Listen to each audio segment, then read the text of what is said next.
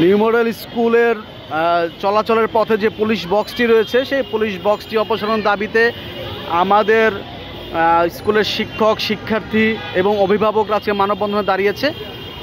তারই সংবাদ সংগ্রহে এসেছে এখানে সময় টেলিভিশন, এনটিভি, ডিবিসি এবং আরও কিছু গণমাধ্যম এখানে চলে আসছে এবং আরও আসার কথা। আমাদের দাবি একটাই, সেটা হচ্ছে পুলিশ বক্স অপসারণ চাই। আমাদের ফুটপাতে চলার পথে পুলিশ বক্স থাকবে না, এই দাবিতেই আমাদের মূলত আজকের এই মানববন্ধন। আমরা সহকারী পুলিশ কমিশনারের সাথে কথা বলেছি, কেউ আমাদের ডাকে সাড়া দেয়নি। আমরা চাই আমাদের প্রাণের বিদ্যাপীঠ নিউ মডেল বহুমুখী উচ্চ বিদ্যালয়ের যে চলাচলের পথ, সেই পথে এখানে যেন পুলিশ বক্স না থাকে।